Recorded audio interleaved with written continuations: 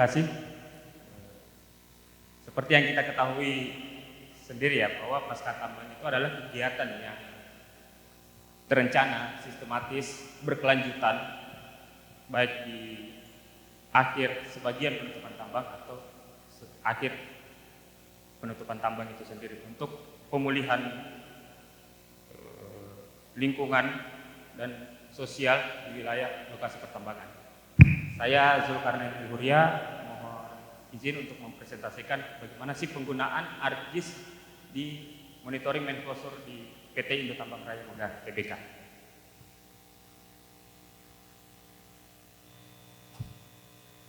Sebelum masuk ke metode pasca tambang, kita seperti yang kita ketahui ya bahwa pertambangan itu memiliki 3 tahap, yaitu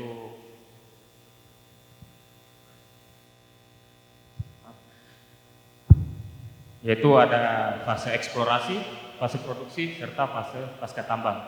Sudah dijelaskan dari speaker sebelumnya ya, bahwa ketika semua eksplorasi, mining operasi itu berjalan lancar dan sudah disampaikan juga solusi-solusi dari Esri, tugas kami sebagai monitoring Menklosur itu sangat mudah sebenarnya. Karena di fase eksplorasi itu ada general survey, feasibility study. Kita harus menyiapkan data-data geologi, data hidrologi dan sebagainya. Ketika data itu sudah ada, kerjaan di Menklosur itu sangat mudah karena kita bisa memitigasi apa sih resiko-resiko yang kita hadapi pada saat di pasca tambang nantinya. Dan ini adalah aturan-aturan, semua kegiatan-kegiatan di pertambangan sudah terikat dengan aturan-aturan yang berlaku di negara kita ya. Dan sebagai konsep besar dari Menklosur itu sendiri ada 4 aturan yang harus kita penuhi. Ini cuma sekedar apa sih aturan yang berlaku di negara kita ya. Selanjutnya di Indo Tambang Raya Megah Tbk kita mempunyai 9 lokasi pertambangan, 9 anak perusahaan. Salah satu 8 diantaranya sudah masih dalam tahap produksi dan 1 sudah serah terima Menklosur. Kebayang data-data 9 area pertambangan ini kita harus menyimpan di satu database. Nah, ini Menklosur data. Kenapa kita membutuhkan ini? Kembali lagi, kita pada saat di pasca tambang akan lebih mudah ketika data-data ini sudah tercapture dengan baik. Seperti data geologi, hidrogeologi, rona awal, dan mungkin sekarang juga kita sudah disupport dengan digital yang teknologi yang sangat baik, yaitu drone. Kita bisa merekam rona awal sebelum kita melakukan operasi di pertambangan. Kenapa itu sangat penting? Itu akan sangat membantu pada saat penyerahan serah terima lokasi pertambangan kita. Rona awal, contoh umpamanya ada kolam nih di area pertambangan kita. Apakah itu termasuk kolam dampak dari penambangan atau bukan? Itu akan jadi perhitungan PNBP, status PNBP L1, L2, L3. Nah itu ketika pada saat sebelum penambangan sudah ada kolam itu statusnya bukan jadi kolam dampak akibat penambangan. Contoh juga adalah hidrogeologi atau geologi. Geologi, kenapa kita sangat membutuhkan data ini? Kebetulan kami bergerak di bidang pertambangan batu bara. Dia memungkinkan air asam tambang itu tergenerate. Ketika data geologi lengkap, kita sudah bisa memitigasi apakah penambangan kita akan berdampak terkait air asam. Bagaimana kita bisa memitigasi untuk mengecilkan resiko-resiko terjadinya air asam tambang dengan melihat material-material yang berpotensi membawa air asam tambang.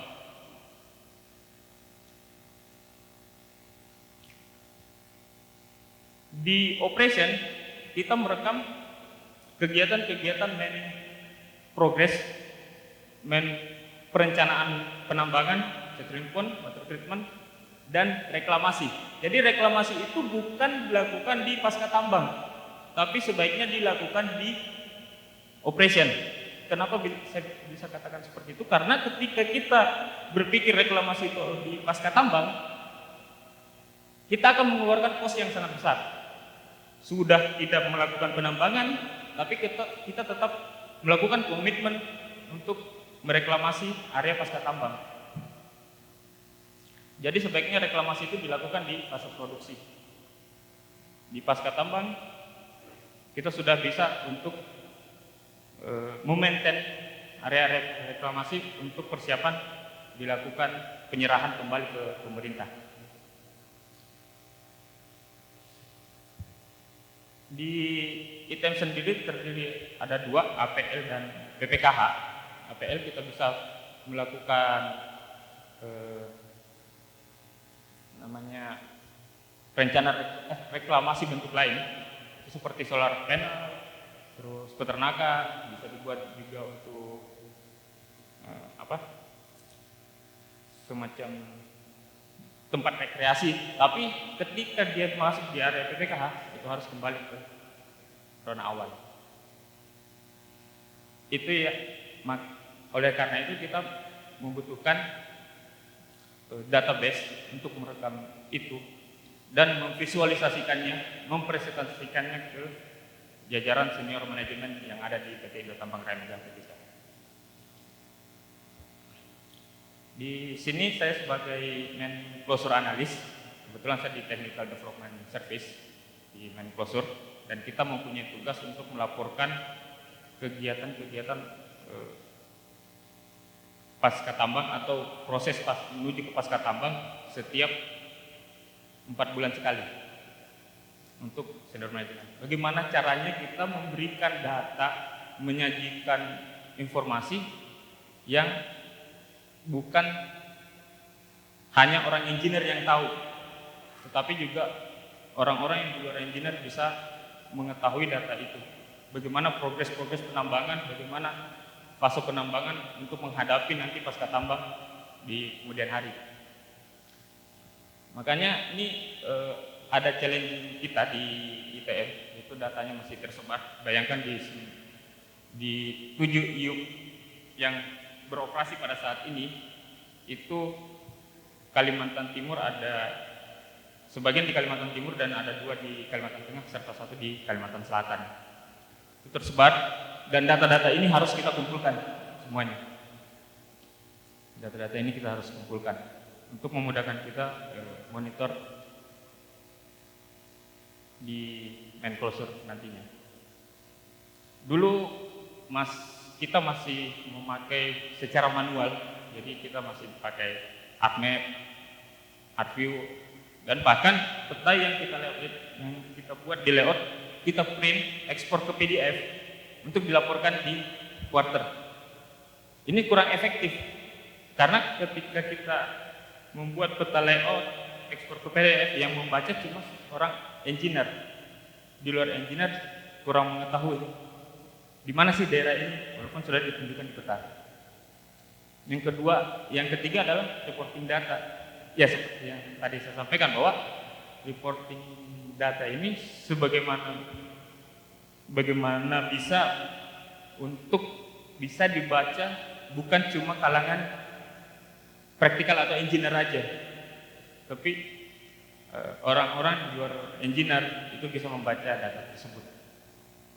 Dan keempat harusnya ini data storage di atas ya. Yang keempat adalah storage data, mengumpulkan semua data dan disimpan di dalam suatu server dan tidak memakai versi-versi. Maksudnya versi-versi yang seperti ini adalah sama seperti disampaikan Mas Radian ya, bahwa setiap departemen bahkan akan berbeda versi nih. Contoh di main plan kemajuan reklamasinya umpamanya 200 hektar, tapi di pelaku operation itu main rehabilitation bisa jadi 195 atau malah lebih 210 hektar. Nah, itu kan kita harus data yang mana nih kita pakai. Jadi kita harus mensinkronisasi data tersebut. Dari permasalahan-permasalahan ini akhirnya waktu itu kebetulan diundang sama Esri untuk melakukan training, memberikan solusi-solusi. Ternyata ada produk yang sudah dipakai juga mungkin sama teman-teman adalah dashboard. Dashboard ini sangat memudahkan kami ketika kami mempresentasikan kemajuan proses Menklosur di PT Indo Tambang Raya. Sama seperti yang lain mungkin ya, ini dashboard. Ini mohon maaf karena kebijakan, jadi saya menampilkan adalah data dummy.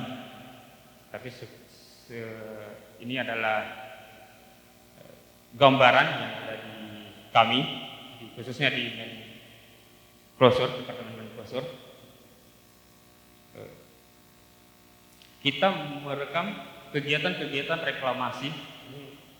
Yang saya tampilkan adalah reklamasi dan bagaimana kaitannya dengan lahan terganggu. Apakah lahan terganggu dan reklamasi yang kita lakukan ini bisa beriringan? Karena mungkin lahan terganggu tidak mungkin terreklamasi semua, pasti akan ada lubang bekas tambang. Nah, lubang bekas tambang ini kita juga meminimalisir sehingga bisa sesuai dengan dokumen yang kita telah submit ke pemerintah.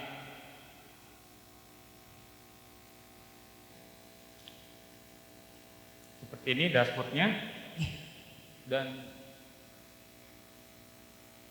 ya syukurnya di pemerintah Kalimantan Timur dulu ada namanya peraturan lubang bekas tambang maksimal 10% dari lahan terganggu.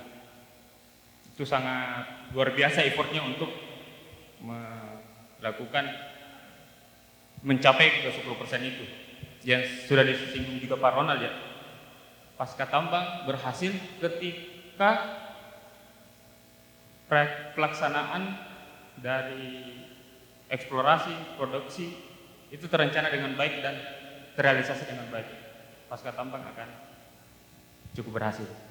Yang tidak berhasil ketika tidak mengikuti perencanaan dengan baik.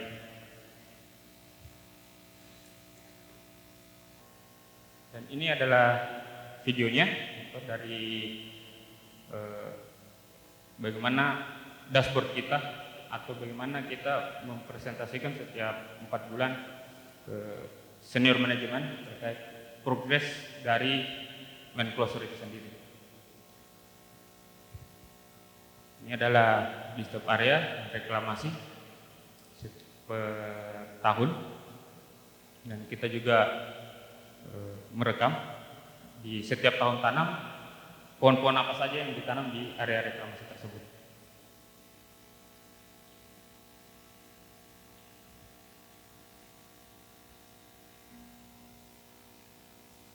Oke, itu dari Menklosur.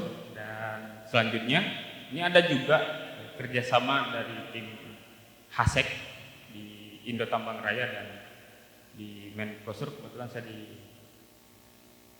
diajak untuk mengembangkan bagaimana sih perhitungan cadangan karbon di area reklamasi PT Indo Tambang Raya.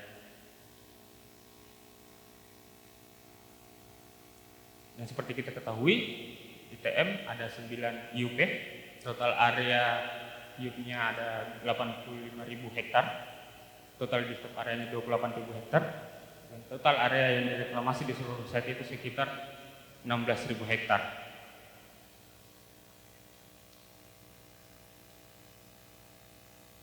Di area pengurangan emisi kita sudah melakukan monitoring konsumsi energi. Terus di area reklamasi, di area rehabilitasi, kita masih berpikir gimana nih untuk menghitung cadangan karbon di area tersebut. Dulu waktu anak perusahaan di Indo Tambang dilakukan serah terima pasca tambang, kita menghitung cadangan karbonnya juga dengan melakukan metode sensus, metode paper tally sheet. Kalau kita catat-catat di kertas, terus dimasukkan datanya di Excel, terus dimasukkan lagi ke formula untuk menghitung total cadangan karbon yang ada di area tersebut. Kebayang sangat susahnya bagaimana kertas harus dibawa ke dalam hutan dengan posisi pada saat itu mungkin hujan, jatuh ke sungai, kehilangan data, beberapa pohon kehilangan datanya, itu kita harus lakukan ulang lagi. Nah, ini adalah pain point kita, bagaimana kita bisa melakukannya ini secara cepat, real time, dan tanpa takut kehilangan data itu.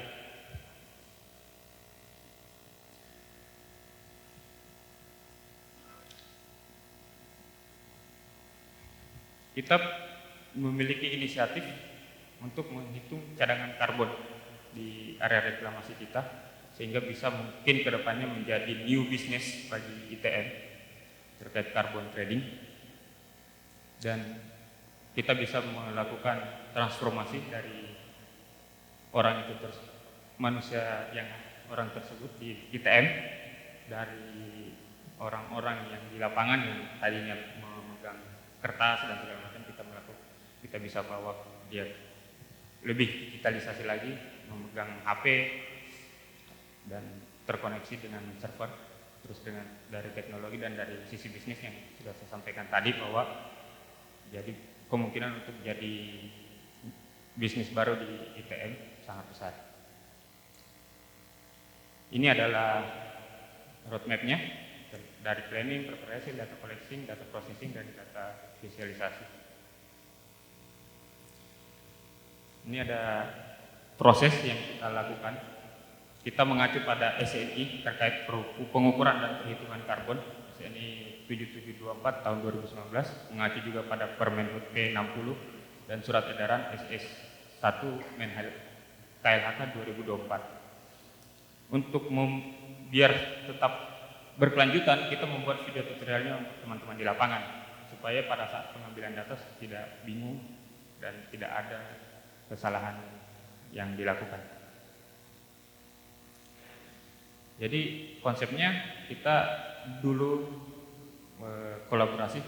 Terima kasih juga Esri memberikan pendampingan pada saat itu, dibantu sama Mbak Yusti sama Mas Hafid untuk mengembangkan Green Code ini dari metode dari RG Survey 123. Kita masukkan datanya terkait pengukuran karbon, diameter, tinggi pohon, tutupan tajuk, kesehatan pohon, dan segala macam, dan divisualisasikan dengan dashboard yang ada di Esri.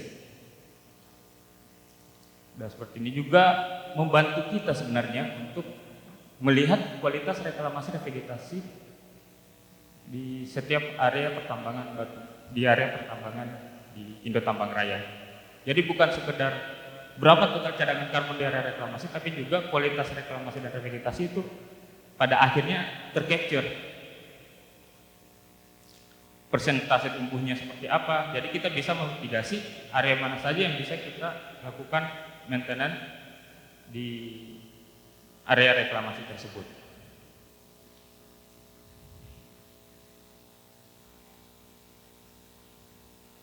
Dan ini adalah value-nya. Kita bisa meminimalisir waktu karena secara real time yang disampaikan juga tadi, bahwa tanpa sinyal pun nanti ketemu sinyal, submit, udah masuk dan bisa dilakukan perhitungan cadangan karbon pada saat itu juga. Juga itu sudah sampaikan tadi, ada carbon scope datanya, reklamasi, kesuksesan reklamasi, biodiversity parameternya juga bisa kita capture, provide data dari untuk new business juga kemungkinan bisa kita dapatkan. Mungkin itu saja dari kami, dari PT Indo Tambang Raya Megah. Mohon maaf kalau ada kekeliruannya. Terima kasih. Assalamualaikum warahmatullahi wabarakatuh.